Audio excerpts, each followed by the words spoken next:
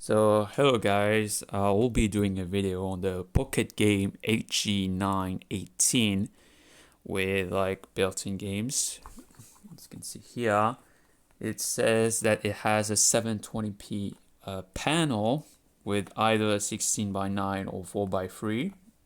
You won't want to use 4:3 always.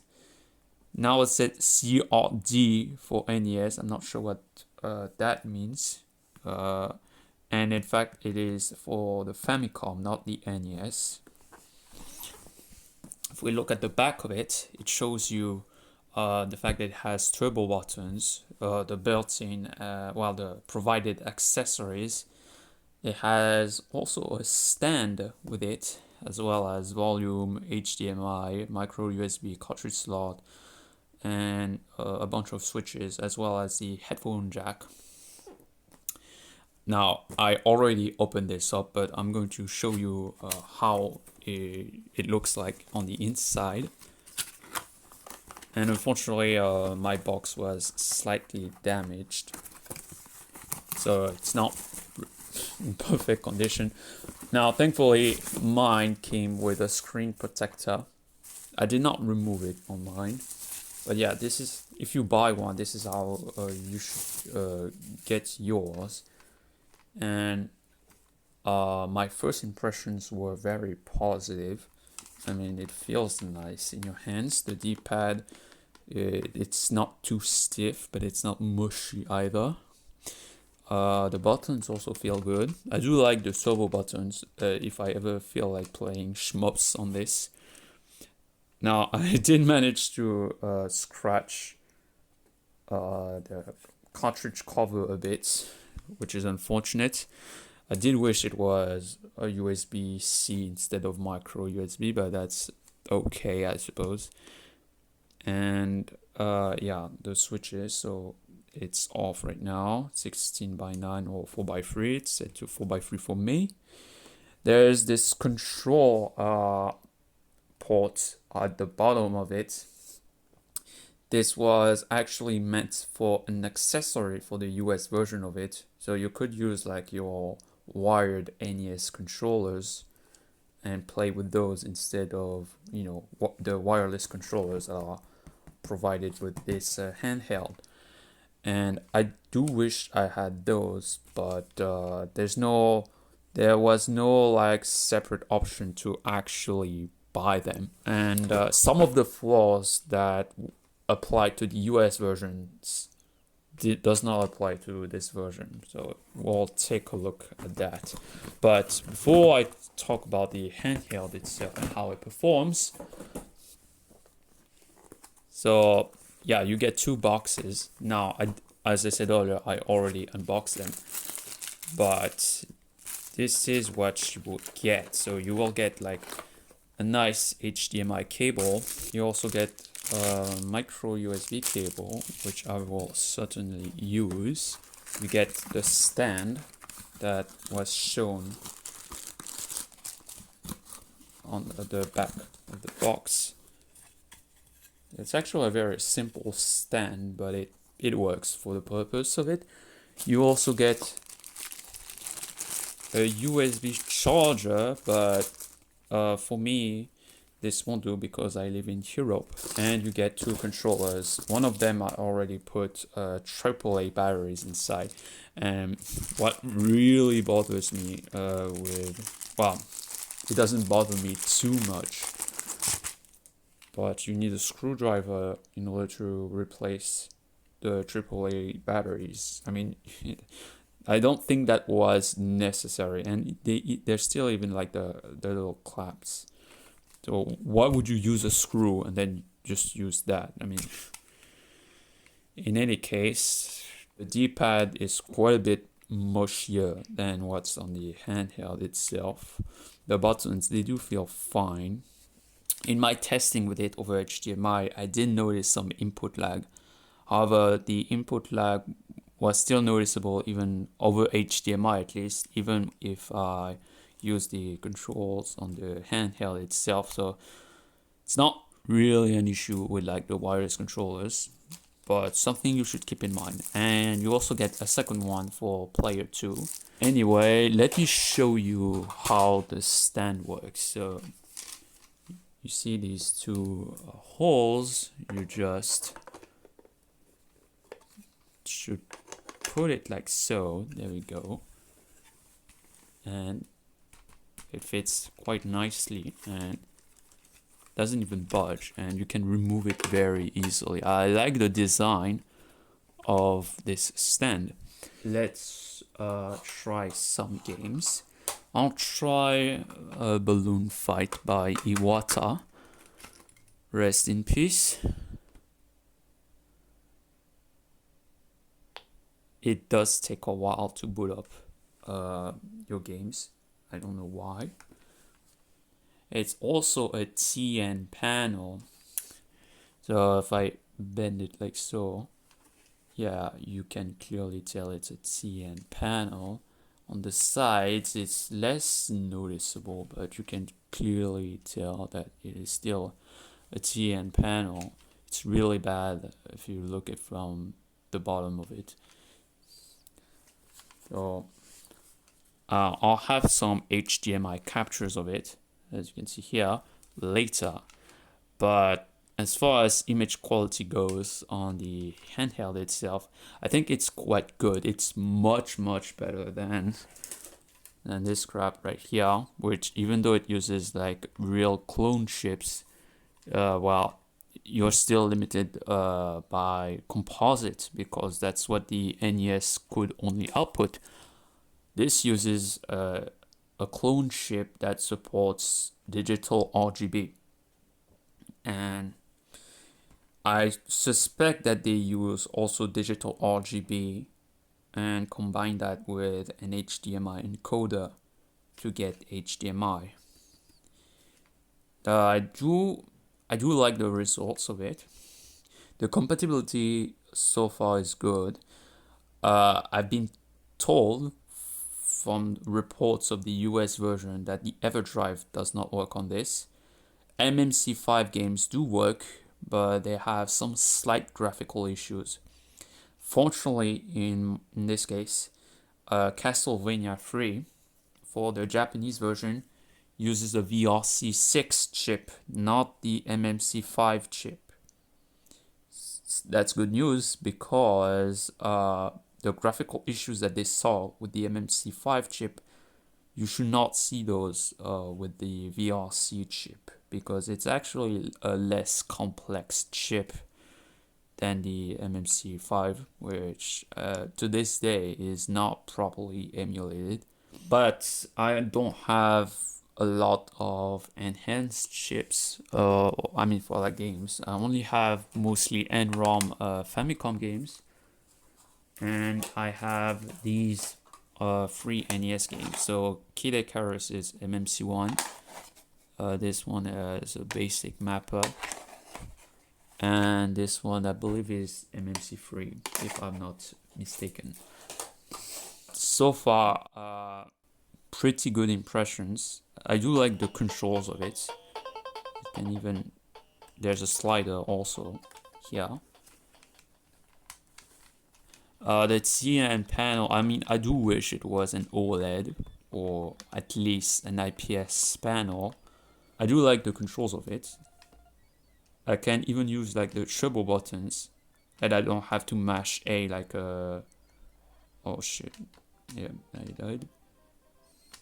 Like, if I had to play Balloon Fight normally, I'll have to push the button. But here, with like the turbo button, I can just hold that button. And yeah, just magic. Makes playing games like Balloon Fight so much better, actually. I do believe you could use that for maybe speed running, but if you do like a speed run on this, I don't think it will be a valid run, so be careful about that. Especially since I did notice some screen tearing from time to time if you use the HDMI. I did not notice screen tearing when using the LCD panel. The only big minus is the swapped duty cycles, which unfortunately this suffers from. However, unlike say This one right here, this one has swapped duty cycles and runs at 50 Hz. This makes it double worse. This one at least runs at 60 Hz, but it still has the duty swap cycle. But it's not as bad because, you know, it runs faster and stuff like that. I only noticed it on 2 games actually, and it's mostly Nintendo games. So Mario Brothers and Kid Icarus, and also Ninja Gaiden also has the swap duty cycle issue. So Balloon Fight, I do enjoy playing this game on this handheld. I do like the image quality, even though they are using bilinear upscaling. Nearest Neighbor would have looked better on this, but I believe the reason why they're using bilinear is because of the 16:9 mode, but this mode is useless, and especially since the battery icon can actually hide. Well, it doesn't here, it's actually in the overscan area, so it doesn't bother too much. But over HDMI, they actually crop out this overscan area, which means that the battery icon is actually over the in-game graphics, and that becomes a real problem. So for that reason, you should always use 4x3. You will not get this issue on the handheld. You will still see your battery, but it will not bother like your in-game graphics and stuff like that. Okay, so let's try some of my older games. Bomberman, the original one, not Bomberman 2.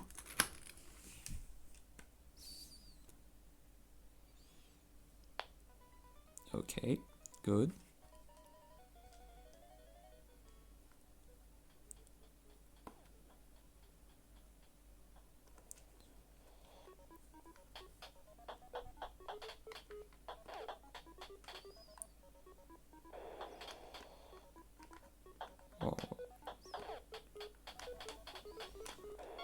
So Bomberman works pretty good.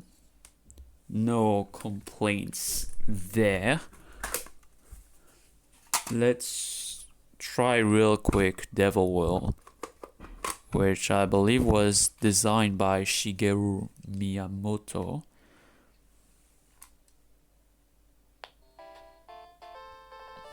Attack the Devil's World. And it works well also. No complaints there. I could not notice the swap duty cycles in all NES titles, to be honest. It's only like a couple of them. And also I could hear like the bombs in Bomberman, so that does indicate to me that the DPCM channel actually works on this. On the GB50, the DPCM channel was so silent that I thought it was not working. I think it's pretty good if you ignore the HDMI, which I'll show you later.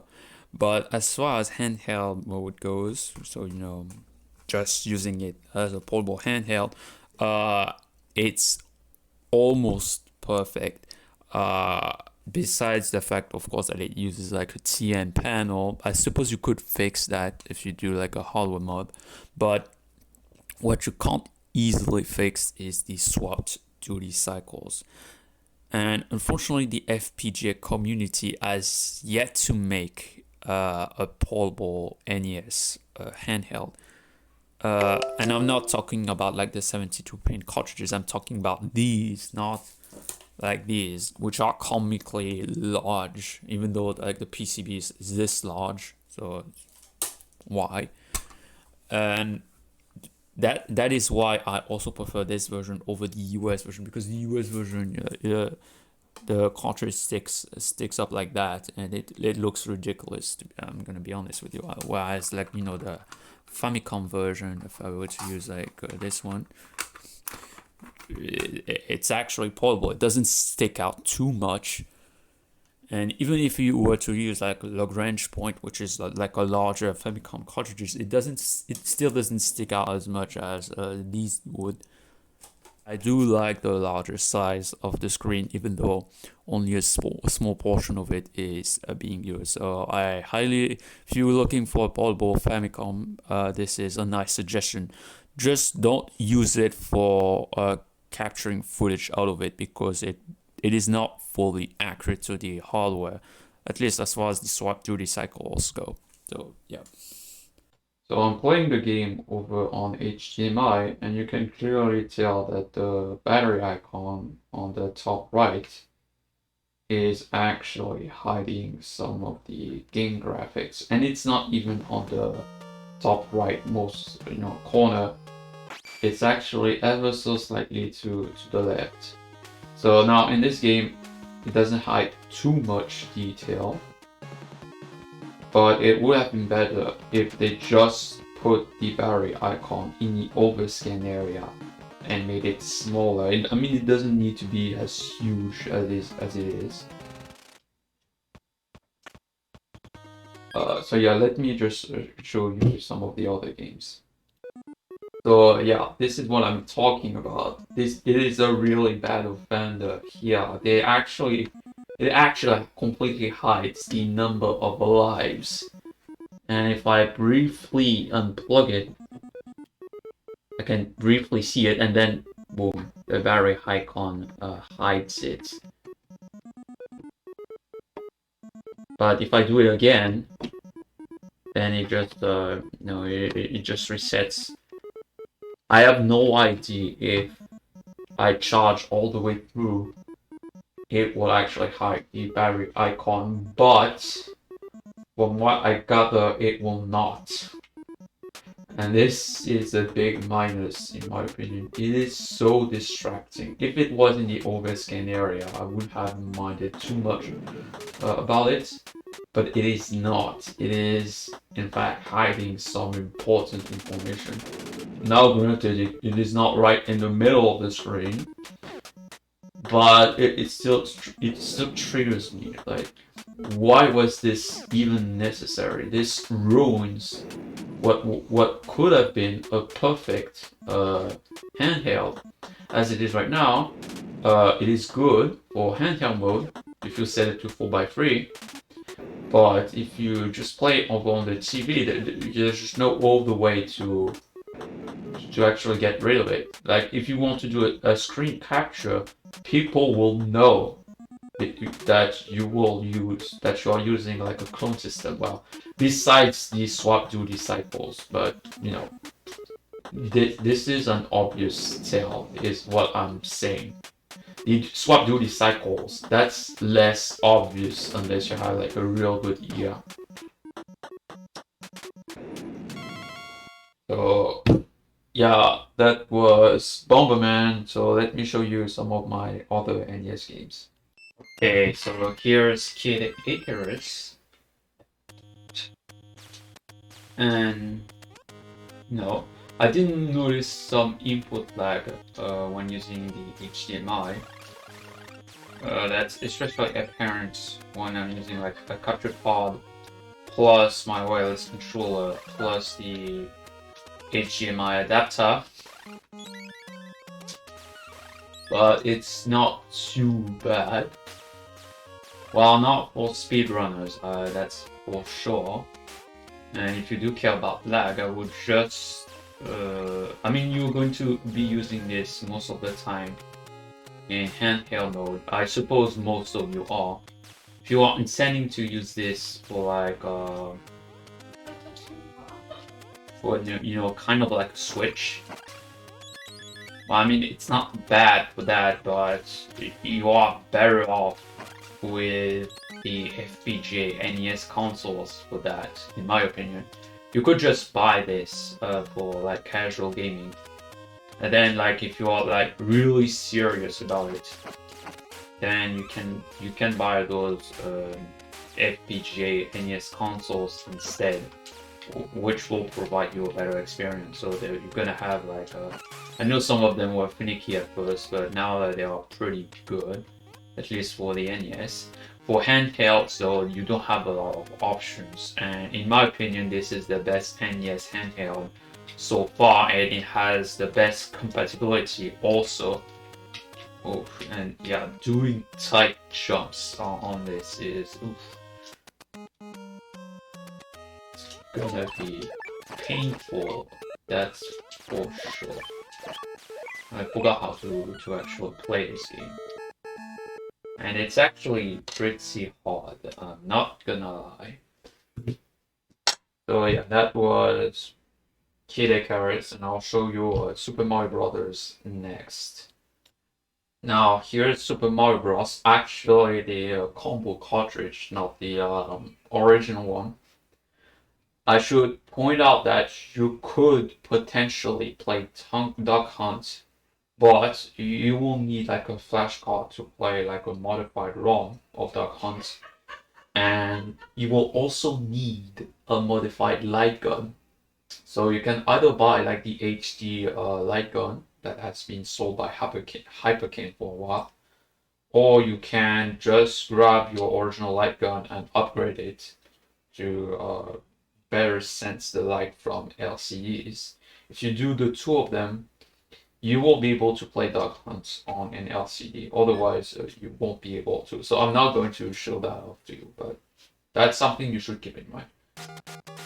And this game is where I noticed the input lag was painful, to say the least. Now my capture card, which adds an additional frame of lag, is not making this better.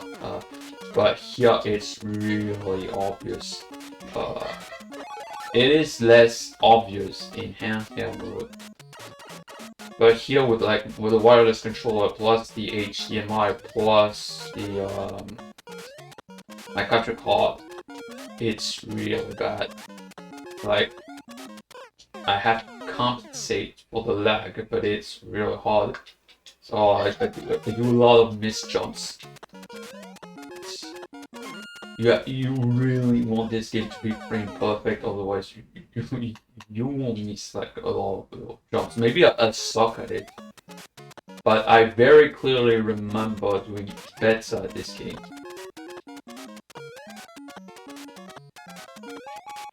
And unfortunately, I don't have like a 240p test suite. Neither like the original cartridge nor like a flash card to actually try the 240p test suite. So I could like say, I'm not sure if you saw that, but I noticed some tearing as well.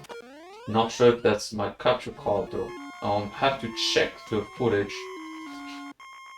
It could be that it runs at the original NES refresh rate, so I might see a bit of tearing every now and then. It's possible because I don't see the tearing all of the time. It seems to be only sometime. And I also forgot if the timer was supposed to be running this fast on Mario. I believe it should be running this fast. It's possible also that well, no, I'm not going to say more. I'll have to check more closely on that and compare some other footage. But yeah, besides like the swap duty cycles, this is pretty much like the real thing. I mean, even the color palette is really close to it. Maybe the blue sky isn't quite correct though. I believe it was supposed to be like blue cyan rather than the blue that we get here. But I'm not going to go against it because it differs based on what CRT TV you played at the time, because it's the NES doesn't have like an internal RGB palette. So that's why. So yeah, that's all we're gonna do for like the HDMI and NES games. So yeah.